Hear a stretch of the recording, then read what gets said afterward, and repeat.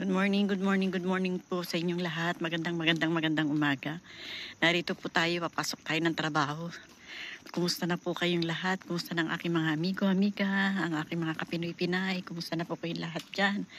Kumusta na mga amiga ko? Kumusta na mga amigo ko? Kumusta na sa inyong lahat? Kumusta na? Samahan niyo ako sa paglalakad. Pasok po ako ng trabaho, ayan. Ito, maglalakad po tayo, papasok ng trabaho. Samahan niyo po ako sa dilim ng umaga. Ayan, at magkwentuhan po tayo. Kwentuhan lang tayo. At nang meron po akong kasama, papasok sa trabaho. Lakad po tayo pababa. Maglalakad lang po ako kahit medyo malayo siya. Maglalakad lang po ang tita kasi ang sasakyan papasok po pag araw ng Sabado ay alanganin. Kinakat po nila yung mga bus. Kaya po maglalakad lang ang tita papasok dahil wala po tayong masasakyan. Medyo kinat na yung sasakyan. Ang nangyari po ay matumal pa ang sasakyan na darating pag araw ng Sabado at Linggo. Ayan. Lagi po nakakat yan. Pag Sabado at Linggo, kat. Tapos matumal pa ang sasakyan. Hindi po talaga yung katulad sa atin na marami tayo masasakyan. Dito po pag Sabado at Linggo matumal. Matumal po ang sasakyan dito. Kaya ito po, maglakad na lang po tayo. Samahan niyo po at nang meron po akong kasama. Kumusta na po kayong lahat? Kumusta na kayong lahat? Ayan po. Medyo yung lalamunan ko hanggang ngayon hindi pa rin po gumagaling. Talaga naman po, ewan ko, kailan po gagaling to. Kasi sabi po nung senior ako na doktora, tsaka yung senior ko, mag-asawa po sila, pareho silang doktor. Sabi po may thyroid daw po ako, goiter, ayun, goiter. Kaya kailangan ko raw pong kumuha ng analysis para ma-analysis daw po kung anong gagawin, kung kailangan pong operahan o ano, kasi nga medyo malaki na. Yun po ang sabi yung doktora at saka yung nga pong amo ko na sabi kailangan mo magkuha ng ano. Kaya pag nagsasalita po ako medyo parang parang napipilit po siya, na parang nahihila po siya. Kaya medyo medyo matagal na ako nagsasalita, ayun, inaatake po tayo ng ubo kasi medyo sumasakit po siya, kumakati na para merong humihila-hila doon sa loob. Kaya yun, sabi sa akin, yun nga, medyo naapektuhan po yung aking at lagi po ako nauubo. Kasi nga parang matagal na po ako nagsasalita, medyo kumakati po siya. Ayun po. Pero sabi naman ng amo ko, hanggat sa hindi pa ako na-analysis, hindi pa talaga tunay na alam ko ano po talagang meron ako. Yun nga po. Kaya madalas po akong pag nagla-live po ako, naiiyak nga po ako Lagi po akong umuubo. Ubo po ako na ubo lagi. Ayun, pero sana maawain Diyos ay mawala naman po ito. Ayun po. Ito, kaya samahan niyo po ako. Lakad-lakad lang po tayo sa dilim ng umaga na naman. Tuwing Sabado, lagi ko po kayong isasama para meron po akong kakwentuhan habang ako'y naglalakad. At meron po akong kasama na kasama ko po kayo. Ayan. Ayan po. Kaya si Tita Amy, lakad-lakad lang po para alam niyo po kung saan ako papunta, saan ako dadaan, saan po ang way ni Tita Amy. Ayan. Ito po, lakad-lakad lang tayo. Madilim pero sige lang. Kaya po yan. Ito, sige, lakad-lakad lang tayo.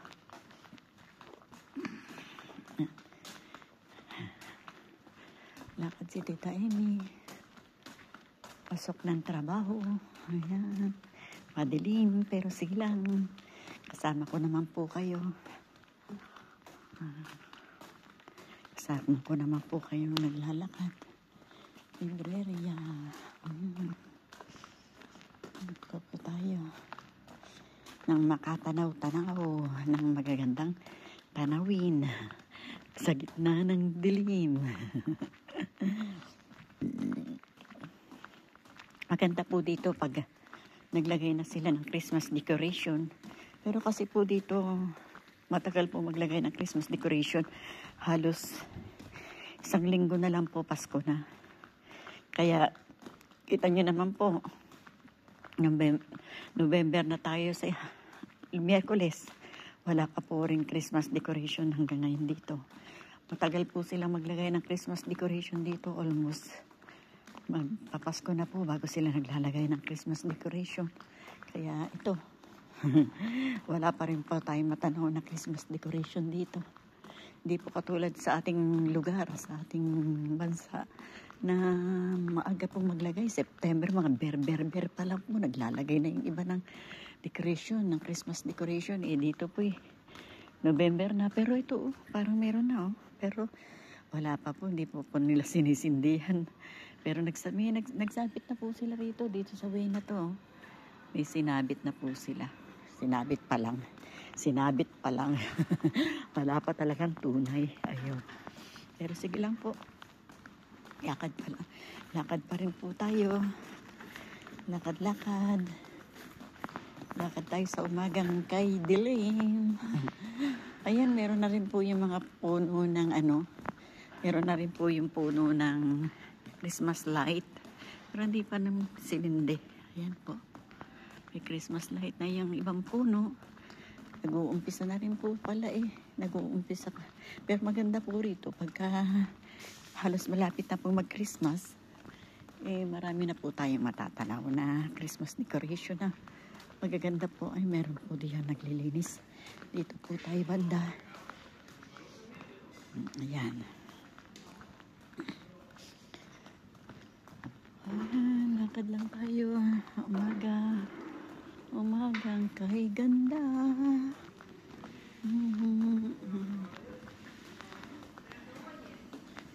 Meron na pong bukas na bakery dito.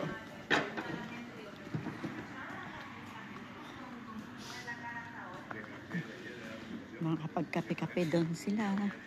Kape-kape na po sila. Tayo. Lakad-lakad po. Linis po siya.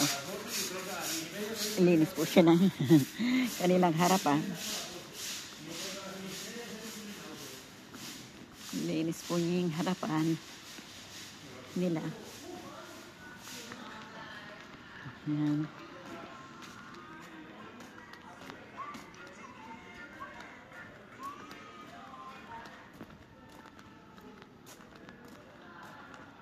Marami pa pong lasing sa umaga.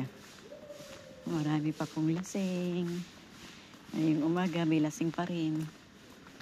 Kaya medyo nakakatakot pong lumakad mag-isa. Kahit paano po kasama ko kayo, kahit hindi niyo po ako masasamahan sa emergency ko. At least ngayon po may kakwentuhan po ako. Ayan, medyo nervous man si Tita Emmy. Dahil nga po masyado pang maaga. Ayan, mayroon pang sisigawan. Takasan mo lang loob mo, Tita Emmy. Baling may edad ka na. Pagka takbo na lang ikaw, takbo mabilis. Takbo na lang ikaw mabilis, Tita Emmy. Kaya mo pa ba tumakbo, Tita Emmy, ng mabilis? Sa edad mo yan? Nakatakbo ka pa kaya? Hindi na yata, no? Ayan, marami pa talaga mga lasing dito. Lasing. Pero sige lang. Kaya natin yan. Tingnan natin to. Ayan ang mga pampaganda ng mukha ay ng buhok. Ayan. Mga pampaganda na po ng buhok yan. Pampaganda po ng buhok nila dito. Lakad na po tayo. Meron taong papunta. May pasabit-sabit pa si Tita Emmy, no? May pasabit-sabit pa si Tita Emmy. Sige lang. Kahit sabit-sabit lang po tayo. Ayan. Pasok na tayo.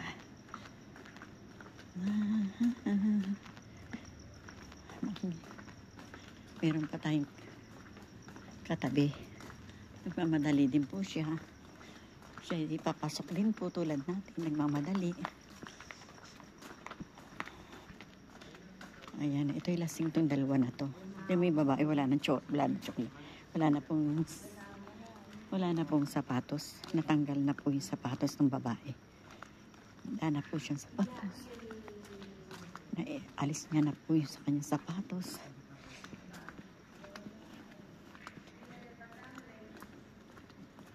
Lakad lang po tayo pababa. Pababa po tayo. Dito naman po yung may mga ang kalsada yung may mga CCTV. Madali naman pong dumating ang saklolo kung sakasakali. Pero eto po, lakad lang pa rin tayo. Lakad pa rin tayo. Sa gitna ng dilim, sa gitna ng gabi, sa gitna ng madilim na umaga. Marami pa po akong nakirinig na nasaan na kaya yung lasing na yun. Ayun, nandun po sila. Sige lang po. Ayan. Paspasan mo lang ang lakad, Tita Amy. Lakad lang ng lakad. Sige, si Kanto. Dito rin tayo. Ayan. Liko po tayo dito sa may simbahan. May mga gising na po na natutulog dito sa may simbahan. Diretso po tayo sa pababa. Medyo ninervous si Tita Amy sa may pinto ng simbahan. Meron po doon na natutulog na yung isang may nakatayo. At meron naman pong mga ano ba yun? Naglilinis ng kalsada. Narito na po sila, naglilinis sila ng kalsada. May tao dyan po sa may simbahan. May tao po dyan na nakatayo na po. Hindi ko alam kung ginagawa niya. Kaya umiwas po si Tita Amy. Hindi po mismo sa harap ng simbahan dumaan. Dito po tayo dumaan. Lakad lang po tayo. Sige lang, Tita Amy. Medyo malamig na po ang umaga ngayon. Medyo, ano na yun? Yung umagay, sabi po nila sa Espanyol, fresquito na po. Medyo malamig na po. Malamig-lamig na, okay na. Naka-jacket po si Tita Amy. Yung umaga, nag-jacket po ako kasi medyo malamig na nga po. Dati-rati. Katulad po kahapon, di pa ako nag-jacket dahil sasakay naman po ako ng bus. Ngayon po yung naglakad ako, kaya nag-jacket po ako. Medyo mahaba-habang lakarin, kaya medyo malamig. Nag-jacket po ang Tita Amy. Para po, hindi naman tayo medyo lamigin ng konti. Kaya naka-jacket ang tita. Ayan, lakad lang po tayo. Sa umagang kay ganda. Sa umagang kay dilim. Naglakad lang ang tita. Papasok sa trabaho, medyo malayo. Nakaka 12 minutes na po tayo sa paglakad. Mabilis naman po si tita maglakad. Mabilis naman po ang tita maglakad. Ayan. Ayan. Sige lang tita, lakad ka lang. Lakad lang po tayo.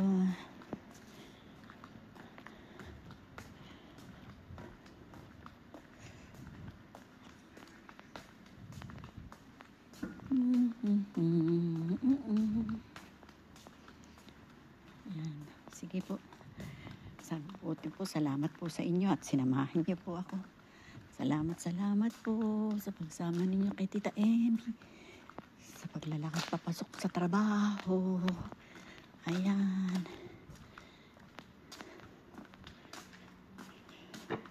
Naririnig niyo po ang yabag ng aking mga paa. Papasok sa trabaho. Ang yabag ng paa ni Tita Amy. Naririnig niyo po.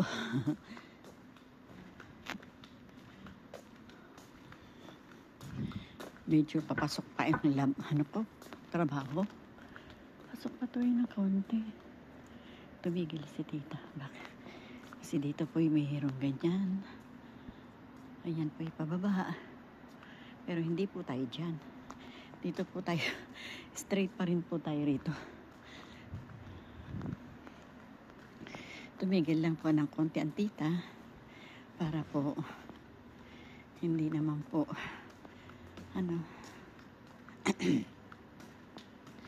ayan, sige lang, lakad lang Tita Amy. Ayan, malapit na po tayo. Malapit ang tita. Nihingal ng tita sa kakalakad. Pero malapit na po tayo. May sasakyan pong darating. Ang ganda po ng motor. Ang ganda. Ang ganda po ng motor.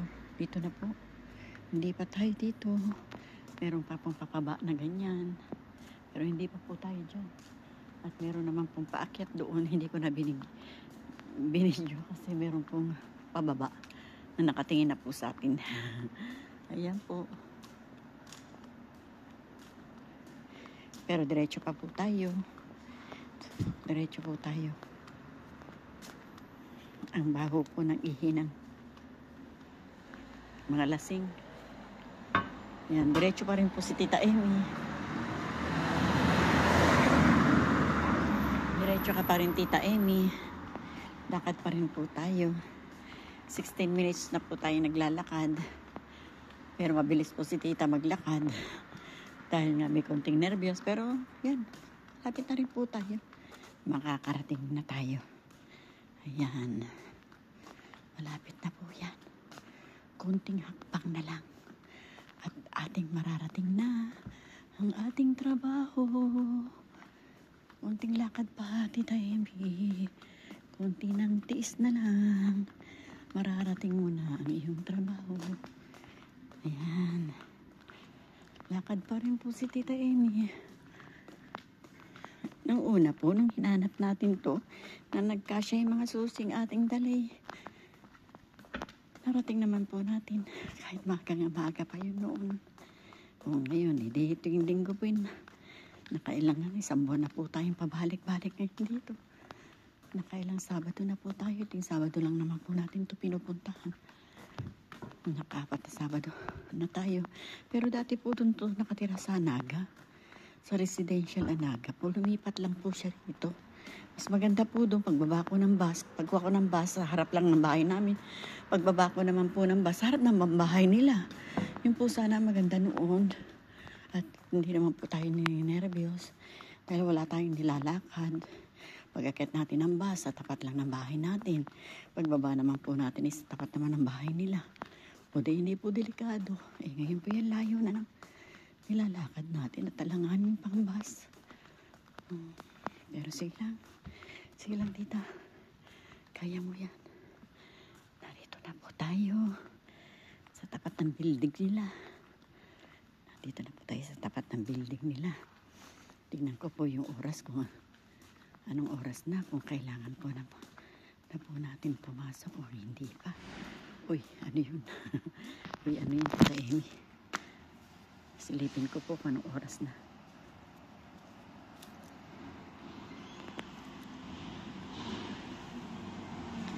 Ayun, may bus po na dumaan. Pero hindi naman po yan dumadaan sa kung saan tayo nakatira. Sa ibang lugar naman po yan galing. Pero dito rin po ang punta. Aakyat pa, paglalakad pa po tayo dun sa lugar na kung saan siya nanggaling. Parehas din po. Malayo din po yung ating lalakarin. Para paakyat sa bus stop nitong bus na dumaan. Oh, pero dito po ang daan sana. May bus stop po dun sa may baba at sa may bandang itaas. Tambay po muna tayo dito. Kulang pa tayo ng magugulat po si Senyora. Kulang pa po tayo ng 10 minutes para umakyat. Sasabihin po niya, sobrang aga po natin. 10 minutes pa po. Ayan. May music po. Talikod po tayo. Baka tayo makapiright. Makakapiright po tayo. Malakas po yung music. Pag tayo na-copyright, sayang naman po yung ating niload na video. Medyo nag-music po siya. Kaya tumalikod po ang tita. Sayang po, sana dun tayo sa may malapit sa may kanto. At nang makapag-ano po sana tayo doon, makapagpahinga. Eh dito na lang po tayo magpahinga ng konti ng 10 minutes bago po tayo umakyat. Ayan. Mag-video po tayo ng mga motor. Ng mga motor nila. Sayang po yung doon po sana tayo sa may kanto doon. Ayun. Ayan.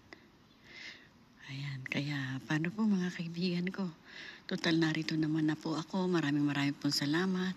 Salamat po sa inyong pagsama kay Tita Amy. Thank you very much po sa aking mga manunood at sa aking mga subscriber. Salamat po sa inyong lahat.